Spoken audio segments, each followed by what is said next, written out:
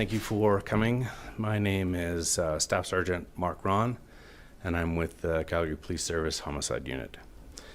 I want to start by saying the last couple of days have been incredibly difficult for our community, for our first responders who attended the scene yesterday, and for the members of our service who are seeing through this investigation to its completion.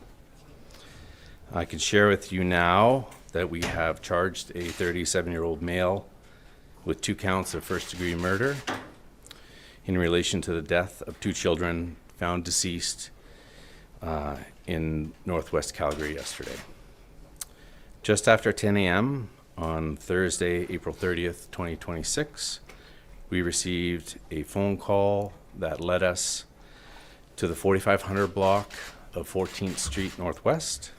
Upon arrival, we located a vehicle with 2 deceased children inside. The deaths were considered suspicious, and our homicide unit, my team, began an investigation. 1 man was taken into custody at the scene. The victims have been identified as a 5-year-old boy and a 3-year-old girl. We have charged the children's father with the 2 counts of first-degree murder. He's been remanded in custody, and his next court date is the following Monday, May 4th.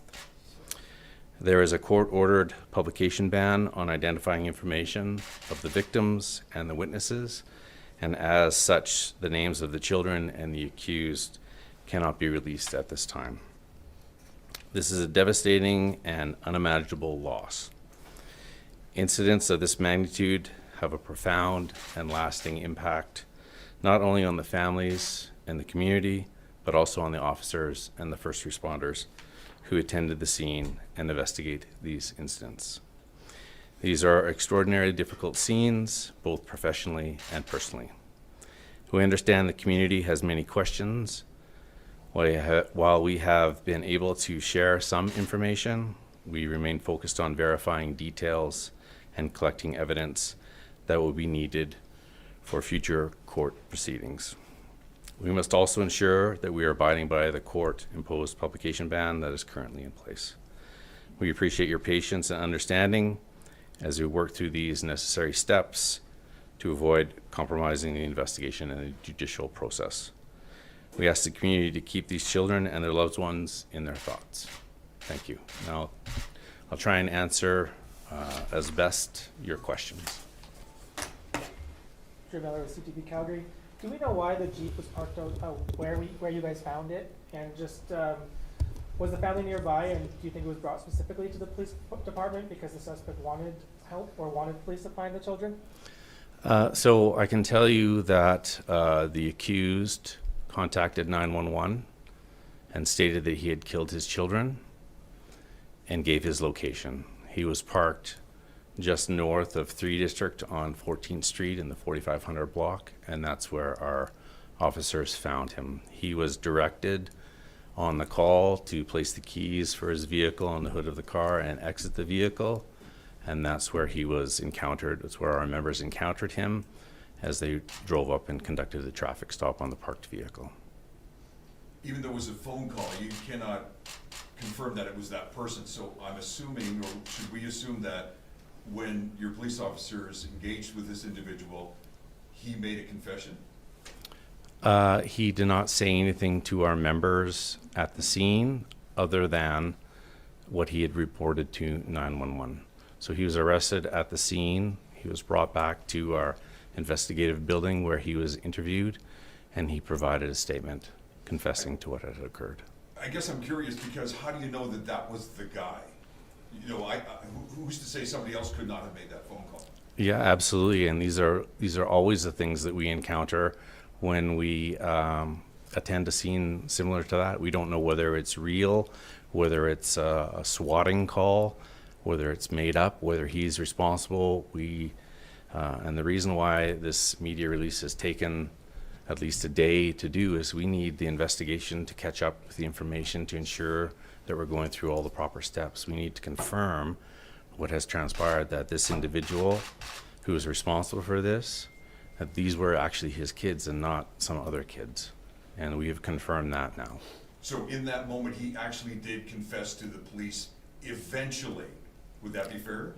He provided a statement, yes. Are these, was this couple known to police? I mean, there was some suggestion that there might have been protective order or someone was seeking one. So there was no protective order in place. The couple had a domestic history with the Calgary Police Service. On 4 instances, we had attended their communal address in the past.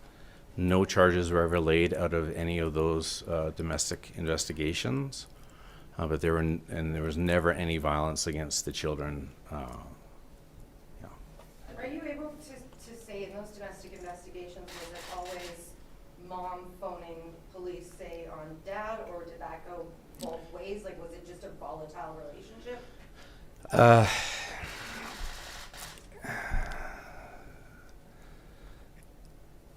I think out of respect for the mother, I don't think we should go down that path. So can we say what the motive was then? Well, asking me what he was thinking, why an individual would kill their own children, I don't think any of you would be satisfied with any kind of answer that I could potentially give. I don't think any of us know what the actual motivation was as to why he did that. Were they going through any kind of divorce or any kind of custody battle? So it's my understanding that they had been involved in a 6-year common law relationship, and they had recently been separated for not quite a year. They had the 2 children together. They shared custody of the children, so it was not out of the ordinary for him to come and retrieve his kids for a few hours and then bring them back. Were police called to the residence the day before the killings happened? They were, and it was as a result of the custody situation. At approximately 5 p.m., somewhere between 5 and 6, he came, obtained his children. They had an arrangement. He was going to take them out for a few hours to spend some time with them. There were no indications of anything untoward at that point in time. He removed the children, and when they didn't return, she became concerned and contacted the police. So we attended, and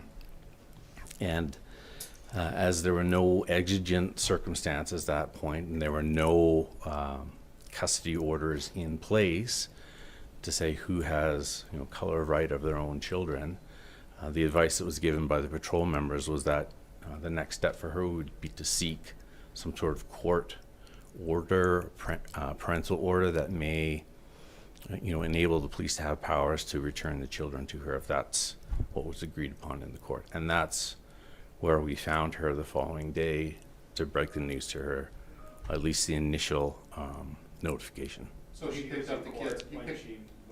That's correct. News was broken to her? Yeah, So he picked up the kids the day before, didn't bring them back, correct, and then the next day everything happened. correct. Do we know, are you willing to share with us the manner of how these kids lost their lives? Unfortunately, I cannot disclose that. That information will come out through the court process. Are you able to share how, like a bit of a timeline? We picked them up the day before, arrived essentially in front of the police station, made the phone call. Any indication when they were killed as to when he brought them to officers? So the details around when and where and how they were killed, I can't get into, but I can tell you that he picked the children up at approximately between 5 and 5:30. We know that he traveled west of the city for a period of time. We know that he returned to the city at 8 a.m., and we know that he contacted 911 at 10 a.m. And at no point there was no no communication with RCMP about this? No. Okay. So the offense. So I should say that our knowledge of him traveling west came during the investigation. There was After. no indication at the time that that's where he was. He was not responding to any phone calls. I know our members at the scene attempted to call him, and it just went straight to voicemail. So there was no contact made with him. Other than his age, are you willing to share his name? So under the conditions of the publication ban, Unfortunately, I can't do that because that might tend to identify the children and the mother. So the court documents say the offense occurred on the 29th. So does that suggest the killings happened the day before he returned to the city and called the police? Yeah, there's an indication that the offense occurred shortly before midnight would be our estimation, but we don't actually know for sure. Not at this point anyways. Shortly before midnight on, The 29th. The 29th. on 29th. Can you say anything about his demeanor when making the phone call and when speaking with investigators? I know that he was compliant with the 911 operator and following directions. I know that he was compliant with the officers who on scene placed him under arrest, and he was also compliant with us during our time with him and the interview process. He remains cooperative? Yes. Just take a couple more questions, guys. I'm just wanted to check in and see how the officers, the other first responders, how are they coping with all of this? Even for veteran officers, this can't be anything. Yeah, the death of a child and investigating the death of a child and discovering dead children is incredibly traumatic for everyone, not just for us, but for the other first responders, EMS that attended, our medical examiner, everyone. The autopsies are ongoing as we speak right now, and that's incredibly difficult. So, you check in with your people. I think my people are doing well. This is what we do. We love our jobs, so, this is what we do. Any last questions? You've talked to the mother. We have. In meeting with the mother this afternoon, can you tell us anything about what that conversation was about an hour or two ago between CPS officials and the mother? So, again, as I said, I'm just going to grab a little bit of water here, if that's okay. Starting to get the old dry mouth.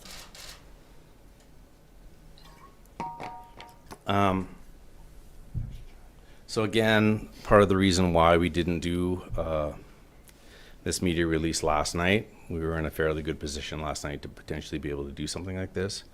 But what hadn't happened was a proper identification of these children and a proper notification to the mother. And that's what happened this afternoon. That's why this was pushed forward from 1 to 2 to, there's a whole process behind that. And before we talk, we want to make sure that we've got everything, all the boxes checked. All right. Thank you, everybody. Thank you. Thank you. Okay, thank you, everyone.